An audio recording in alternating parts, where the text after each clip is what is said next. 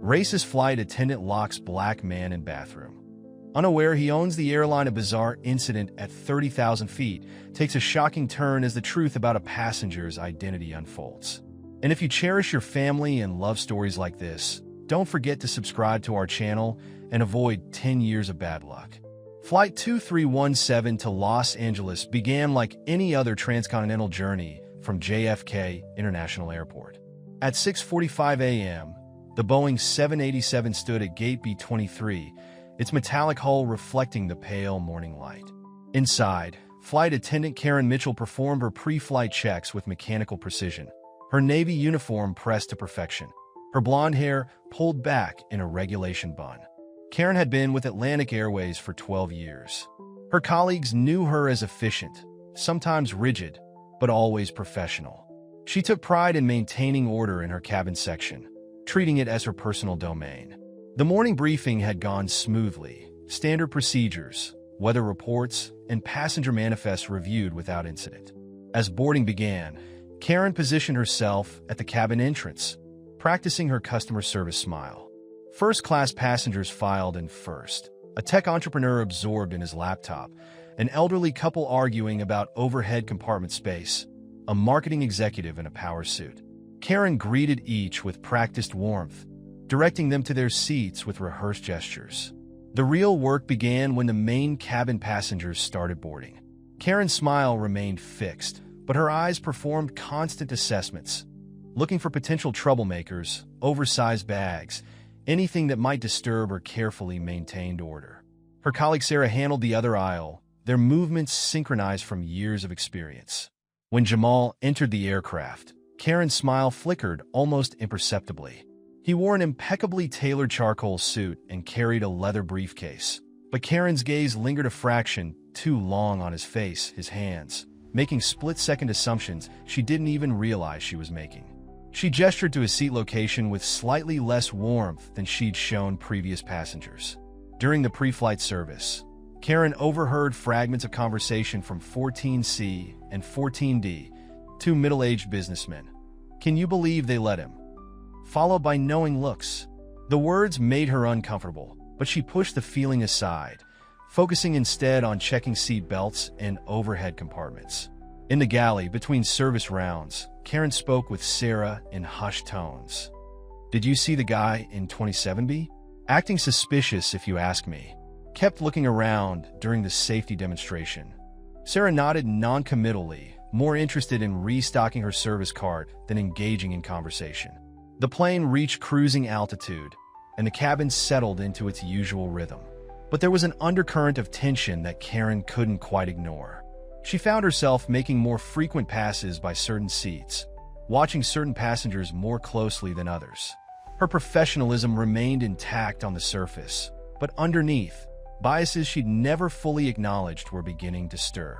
As she prepared for the first beverage service, Karen overheard more whispered comments, this time from a group of passengers near the emergency exit row. Their words were just loud enough to catch. "These days, they're letting anyone fly first class." The statement hung in the air, heavy with implication. Karen pretended not to hear, but the words echoed in her mind as she pushed her cart forward. The morning sun streamed through the windows, creating patterns of light and shadow across the cabin. From the outside, Flight 2317 looked like any other plane crossing the American continent. Inside, however, the seeds of conflict were already taking root, growing in the fertile soil of unexamined prejudices and unconscious bias. Karen continued her duties, maintaining her professional demeanor, while wrestling with thoughts and feelings she preferred not to acknowledge. The flight had barely begun, and already the atmosphere was charged with an energy that would soon transform this routine journey into something none of its passengers or crew could have anticipated. The incident began during the second hour of the flight. Jamal had pressed his call button, requesting to use the lavatory. Karen approached his seat, noting with disapproval that he was already unbuckling his seatbelt before she arrived. The fasten seatbelt sign had only just been turned off.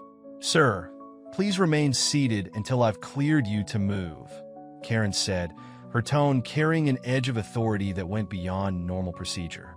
Jamal complied quietly, though his expression showed mild confusion at the unnecessary formality. As Jamal made his way to the rear lavatory, Karen noticed him checking his phone. Despite airplane mode being clearly visible on the screen, she felt a surge of suspicion. When he entered the lavatory, she observed him taking what appeared to be a small bag, his toiletry kit, though she couldn't see it clearly. The next few minutes proved crucial. Karen stood near the galley, watching the lavatory door. 5 minutes passed, then 10. She began to pace, her mind racing through various scenarios, none of them based on fact. The other passengers seemed oblivious, most dozing or watching their screens. "He's been in there too long," Karen whispered to Sarah, who was organizing drink cups nearby. Sarah glanced at her watch, then shrugged. "Maybe he's not feeling well," she suggested, but Karen had already made her decision. Moving swiftly, she approached the lavatory door. Without warning or verification, she engaged the external lock mechanism, a violation of multiple airline protocols. The sound of the lock clicking into place echoed in her ears, but she convinced herself she was acting on legitimate suspicion. Inside, Jamal immediately noticed the lock's engagement. He tried the door, finding it immovable. "Hello," he called out, his voice calm but firm. "The door seems to be stuck." Karen remained silent, standing guard outside. The situation escalated quickly. Jamal's voice grew more insistent, though never losing its composure. "This is unacceptable. I demand to know why this door is locked." Other passengers began to turn in their seats, the commotion drawing their attention. From the cockpit, First Officer David Chun heard the disturbance through the cabin monitoring system. He recognized Jamal's voice immediately, but protocol prevented him from leaving the flight deck without proper procedure. He reached for the intercom, attempting to contact the cabin crew discreetly. Karen ignored the mounting tension, standing her ground even as passengers began to murmur and point. She maintained her position, clipboard clutched to her chest like a shield, convinced she was following some unwritten security protocol. "Ma'am," came a voice from behind her. It was Marcus, another flight attendant. "We need to address this situation immediately." Karen turned to him, her face set in determination. "I'm handling a security concern," she stated firmly, though she couldn't articulate what that concern actually was. The minutes ticked by, feeling like hours. Passengers recorded the scene on their phones, their whispers growing into open discussions. Some defended Karen's actions, citing nebulous security concerns. Others openly questioned the motivation behind locking a passenger in the lavatory. David's voice crackled over the intercom again, this time with more urgency. "Cabin crew, please report status." Karen hesitated, her hand hovering over her intercom button. The weight of her actions was beginning to sink in, but pride and fear prevented her from backing down. Inside the lavatory, Jamal maintained his composure, though his patience was wearing thin. He'd dealt with similar situations before, Hoff never quite this extreme. His mind was already racing through the implications of this incident, not for himself, but for the entire airline industry he now secretly owned. The tension in the cabin had reached a breaking point. Other crew members gathered nearby, unsure how to proceed. Karen's authority as the senior flight attendant conflicted with the obvious impropriety of her actions. The passengers' reactions ranged from uncomfortable silence to outright protests. In the cockpit, Captain James Morrison struggled with a difficult decision. Flight protocols discouraged leaving the flight deck during potential security situations, but David Chin's friendship with Jamal and the increasing chaos in the cabin demanded action. He engaged the autopilot and buzzed the crew intercom again. "This is your captain speaking. Senior cabin crew, report immediately." His voice carried the weight of 25 years of aviation experience. Through the cabin monitoring system, he could hear the growing unrest among the passengers. Flight attendant Marcus took the initiative, approaching Karen with deliberate calm. "Karen, we need to discuss this situation away from the passengers." His dark eyes met hers steadily, trying to convey the seriousness of the moment. Behind them, Sarah began attempting to quiet the increasingly vocal passengers. "You don't understand," Karen insisted, her voice low but intense. "I'm following my instincts here. Something isn't right." Her hand remained firmly on the lavatory door lock, even as her professional demeanor began to crack under the pressure. The cabin had divided into distinct factions. A group of younger passengers near the wing began filming the incident on their phones, their disapproving comments clearly audible. Several older passengers in business attire nodded in apparent agreement with Karen's actions, while others sat in uncomfortable silence. David Chin's voice came through the intercom again, this time addressing Karen directly. "Karen, this is First Officer Chun. Release the lavatory door immediately. That's a direct order." The use of rank and authority was unusual for David, reflecting the gravity of the situation. Inside the lavatory, Jamal's voice remained measured but firm. "I understand you're doing your job, but this is a serious violation of my rights. I'm giving you one last opportunity to resolve this professionally." His words carried an authority that made several crew members exchange worried glances. Marcus stepped closer to Karen, speaking in practiced crisis management tones. "Think about what you're doing. This isn't standard procedure. This isn't protecting anyone." He reached slowly toward the lock mechanism, but Karen shifted to block his access. Sarah, meanwhile, dealt with the ripple effects throughout the cabin. A businessman in 12C stood up, demanding to know why the crew wasn't taking more decisive action. Two off-duty pilots seated in premium economy began discussing the legal implications of the situation in carrying voices. The tension reached new heights when a passenger with a legal background began citing aviation regulations. "This is a clear violation of FAA guidelines and passenger rights," she announced loudly. "I'm documenting everything for the authorities." Karen's colleagues gathered in a tight cluster nearby, their usual professional unity strained by the situation. Junior flight attendant Amy whispered urgently to Marcus, "We need to do something. This is getting out of hand." The crew's typical synchronized movement had broken down into uncertain glances and hesitant steps. Through it all, Karen maintained her position, though her confident posture had begun to waver. The reality of her actions was slowly seeping through her certainty, but pride and fear kept her rooted in place. Her hands trembled slightly as she continued to guard the door. Captain Morrison's voice came through again, this time addressing the entire cabin. "Ladies and gentlemen, please remain calm and seated. We are handling a situation." The announcement only served to heighten the tension, as passengers began speculating more openly about what was really happening. In the galley, Sarah fielded increasingly hostile questions from concerned passengers while trying to maintain some semblance of normal service. The drink cart stood abandoned, ice melting in unused cups, as the usual routine of the flight dissolved into chaos. As the standoff continued, Karen's mind drifted involuntarily to her childhood in rural Georgia. Images flashed through her consciousness. Her father's stern warnings about certain people, her mother's subtle prejudices masked as concern, the segregated neighborhoods she grew up accepting as normal. Standing there in her pressed uniform, these memories collided with her professional identity for the first time. "Last warning," came Jamal's voice through the door, somehow both calm and commanding. "Either you open this door, or the consequences will extend far beyond this flight." Something in his tone finally penetrated Karen's defensive wall, triggering a moment of doubt. Marcus seized this moment of hesitation. With quick, practiced movements, he reached past Karen and disengaged the lock. The door opened, revealing Jamal straightening his tie, his expression composed but severe. The cabin fell silent.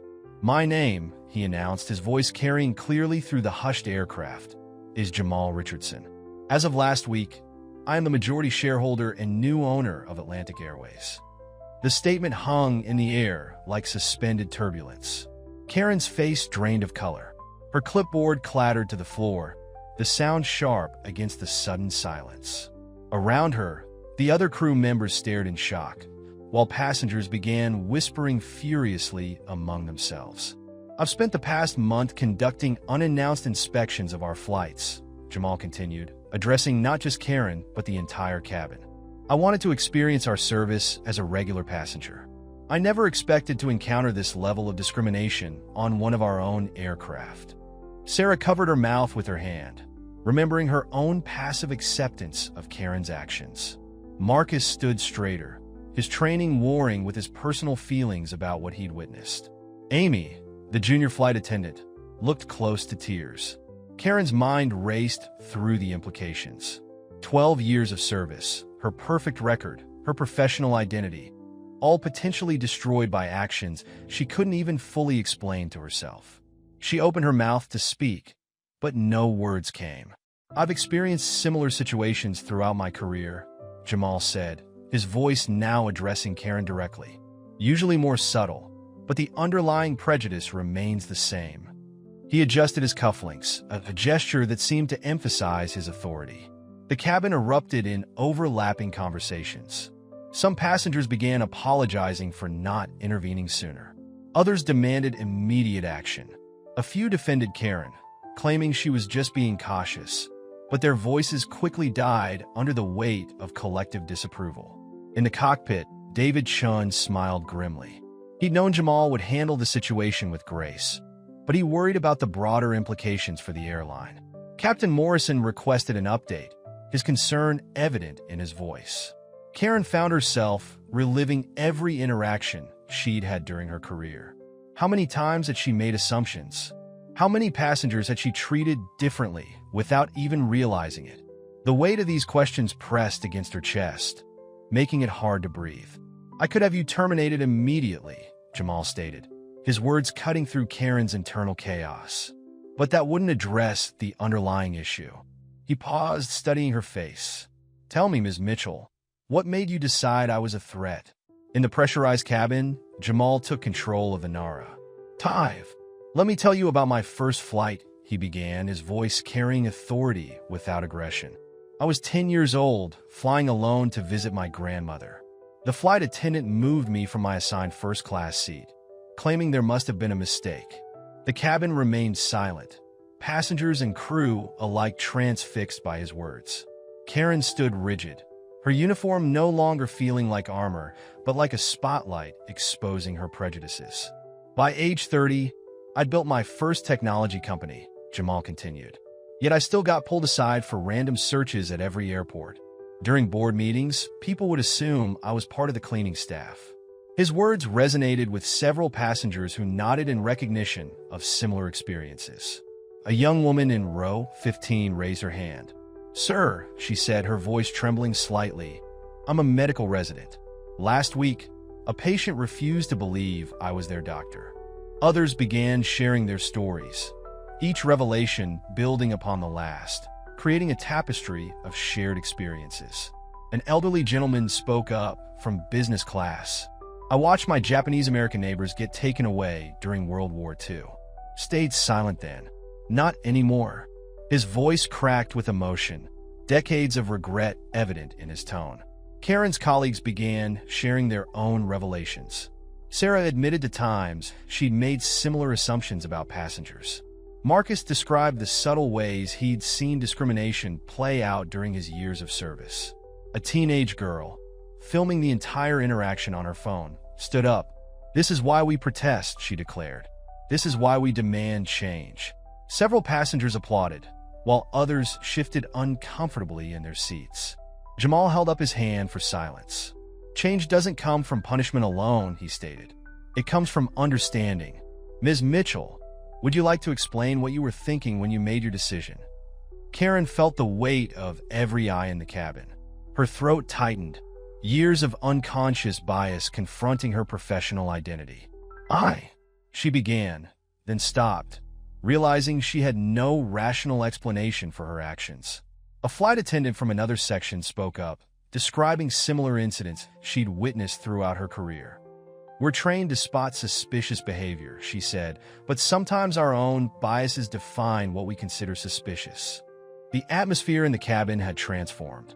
What began as a confrontation had evolved into a painful but necessary dialogue. Passengers from different backgrounds shared their experiences with discrimination, creating a momentary community at 35,000 feet. An investment banker in first class removed his headphones, finally engaging with the situation. "I've been guilty of similar assumptions," he admitted. "Maybe it's time we all examined our biases." Through it all, Karen stood silent, her perfectly maintained professional facade cracking under the weight of revelation. Each story hit her like turbulence, forcing her to confront years of unexamined prejudices. As the plane continued its transcontinental journey, Jamal retreated to his seat, opening his laptop to review company policies. His presence now commanded a different kind of attention, not the suspicious glances from before, but the deferential awareness reserved for authority figures.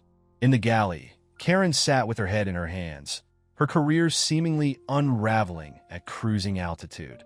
Marcus brought her water, his kindness making her situation feel even more acute. "He's reviewing company protocols," Marcus whispered, having noticed Jamal's screen during a pass through the cabin. Jamal pulled up the airline's employment records, specifically Karen's file. 12 years of service, numerous commendations, not a single formal complaint. The contrast between her professional record and today's actions presented him with a complex decision. He called for a brief meeting with the AVI, label crew members in the rear galley. "Our company is at a crossroads," he began, keeping his voice low. "We can either maintain the status quo or use this moment to create real change." The crew gathered around, their body language tense. Some avoided eye contact with Karen, while others stood protectively near her. Sarah nervously adjusted her scarf, while Marcus maintained his professional composure despite the unusual circumstances. "I envision an airline where every passenger feels safe and respected," Jamal continued, "where our crew members understand the difference between genuine security concerns and prejudiced assumptions." His words carried the weight of personal experience and corporate authority. Karen finally spoke, her voice barely above a whisper. "Are you going to fire me?" The question hung in the air, heavy with implications for both her future and the company's direction. Jamal studied her face carefully. "What would that accomplish?" he asked. "Would it address the underlying issues in our corporate culture? Would it help other crew members recognize their own biases?" The senior flight attendant from first class joined the discussion. "We need better training," she suggested. "Real discussions about bias, not just security protocols and service standards." Through the windows, the landscape below continued to pass. Cities, mountains, and planes indifferent to the drama unfolding above them. The plane's engines hummed steadily, a reminder of the technical precision that contrasted sharply with the messy human situation in the cabin. "I'm considering implementing a comprehensive cultural awareness program," Jamal announced. "Not just sensitivity training videos, but real engagement with diverse communities. Would you be willing to participate in that, Karen?" Before she could answer, turbulence shook the aircraft, a physical manifestation of the emotional upheaval in the cabin.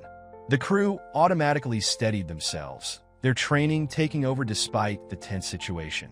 Captain Morrison's voice came over the intercom, requesting all crew members to prepare for meal service.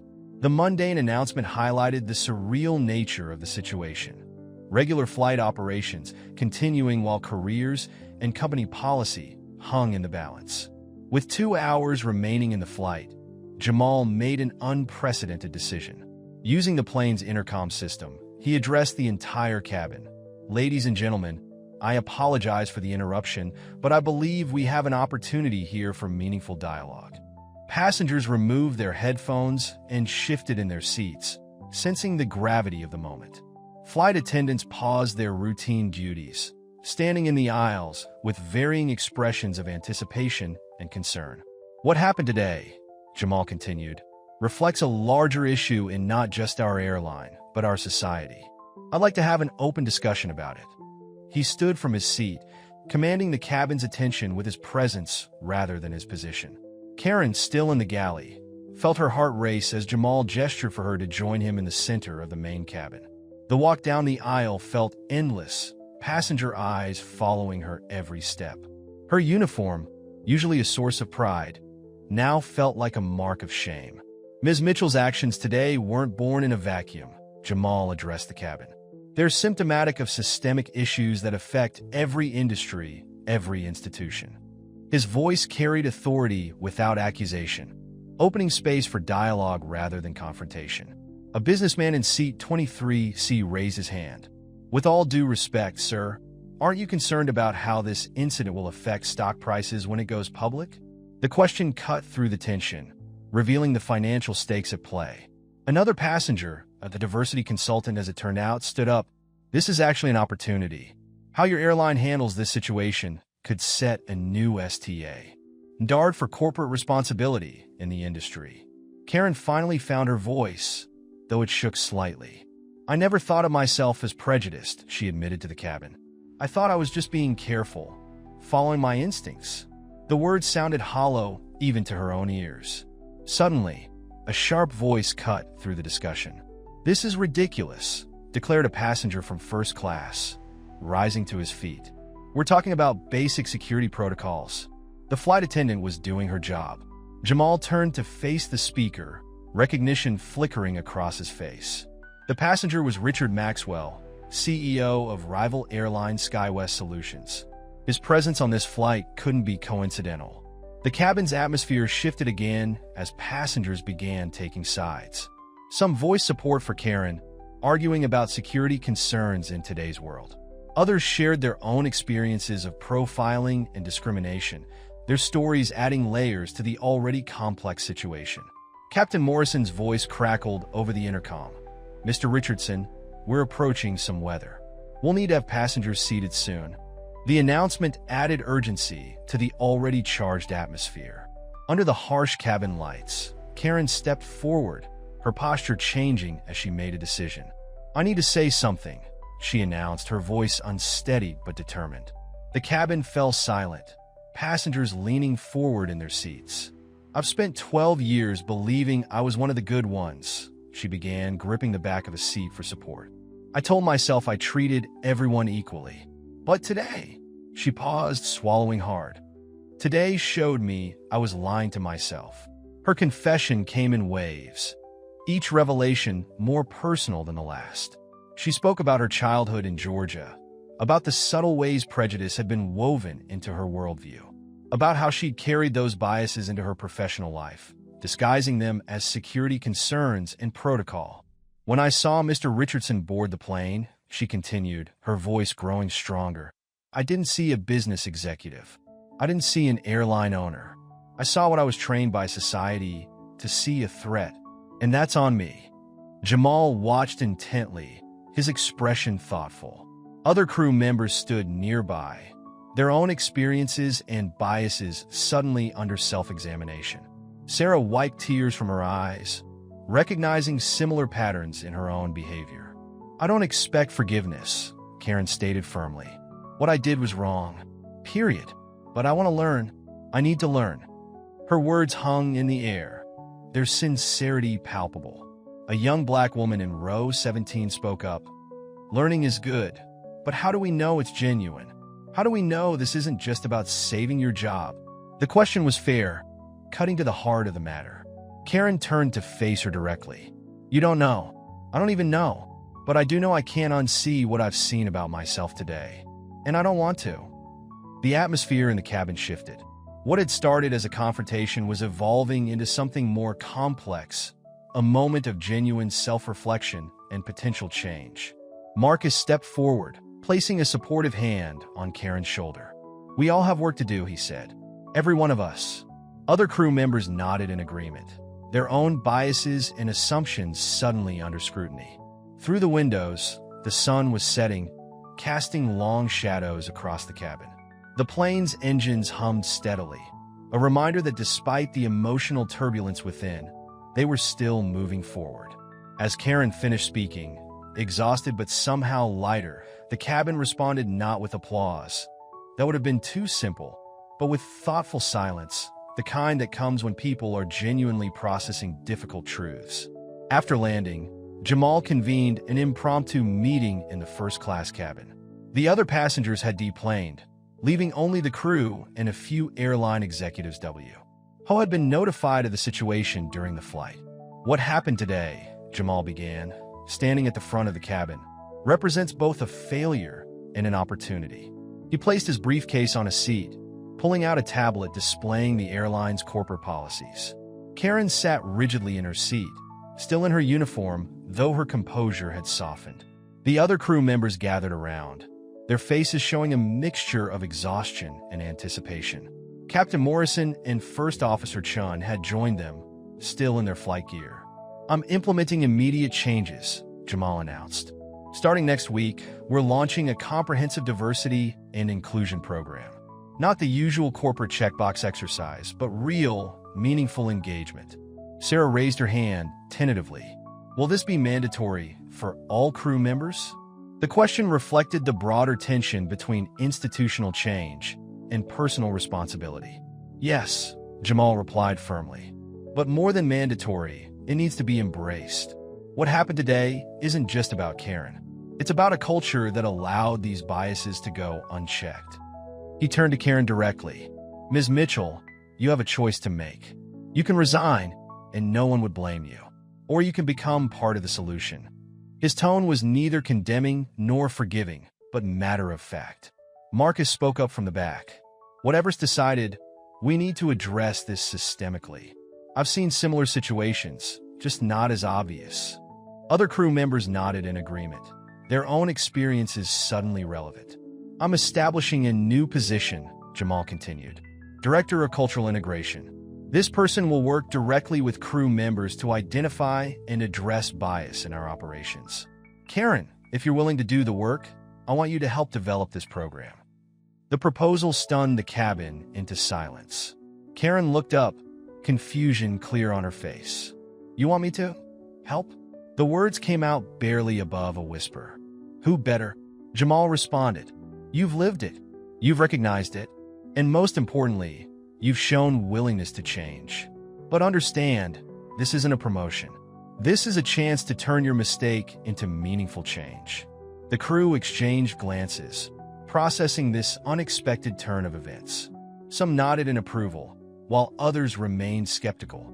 Captain Morrison stepped forward, his experience lending weight to his words. "In my 30 years of flying," he said, "I've seen how these issues can tear a crew apart. Maybe it's time we face them head-on." As the crew meeting was wrapping up, Richard Maxwell, the SkyWest CEO, appeared at the cabin door, his expensive suit slightly rumpled from the long flight. "Quite a show you put on, Richardson," he said, his tone calculated. "Shame if this incident went public. Your stock wouldn't handle it well." Jamal stood calmly, recognition dawning on his face. "You planted yourself on this flight," he stated, not a question but a fact. The crew tensed, realizing the day's events might have been part of a larger scheme. "I've had people monitoring your flights since you acquired majority shares," Maxwell admitted, his corporate mask slipping to reveal something uglier. "Waiting for a mistake, an incident, anything we could use. Today's performance exceeded expectations." Karen stood up, her face flushed with new understanding. "You were the one encouraging passengers to complain about security protocols. I heard you talking before the incident." Maxwell smiled coldly, pulling out his phone. "I have everything recorded. The locked door, the discrimination, the public confrontation. Imagine the headlines. New airline owner enables discrimination. Your progressive reforms won't matter much after that." But Jamal remained unruffled, reaching for his own phone. "Interesting strategy, Richard. Let's talk about your own company's record." He pulled up a document on his screen. "My team has been busy too. You have documented evidence of systematic discrimination in SkyWest hiring practices, covered-up incidents, buried complaints." The color drained from Maxwell's face. Behind him, First Officer Chin was already sending messages to Atlantic Airways' legal team. Captain Morrison stood strategically by the cabin door, blocking Maxwell's easy exit. "You see, Richard," Jamal continued, his voice steady, "the difference between us is that I'm willing to face these issues openly, to admit mistakes and make real changes. While you—" He paused, letting the implication hang in the air. "You've been burying these problems for years." Karen stepped forward, her earlier shame transformed into determination. "I'll testify," she declared, "about everything I heard him say during the flight, how he tried to escalate the situation." Maxwell's corporate confidence crumbled. Other crew members began speaking up, recounting subtle comments and actions they'd noticed from him during the flight. His plan to expose Atlantic Airways' problems had backfired, revealing instead his own company's systematic issues. "Here's what's going to happen," Jamal stated, his authority now absolute. You're going to leave my airline alone. And more importantly, you're going to implement real diversity training in your own company. My team will be watching. As Maxwell retreated, defeated, Jamal turned to his crew. This is how change happens, he said. Not just through grand gestures, but through everyday decisions to do better, to be better. Karen, standing among her colleagues, felt something shift inside her. The day had begun with her worst prejudices exposed, but it was ending with a chance not just for personal redemption, but to help create genuine change. Well, Captain Morrison said, breaking the tension, I believe we all have some work to do. The crew nodded, understanding that today marked not an ending, but a beginning. Looking out the cabin windows at the airport terminal, they could see the sun setting on a day that had changed everything. Tomorrow would bring new challenges, but for the first time, they were ready to face them together, eyes open to both the problems and the possibilities.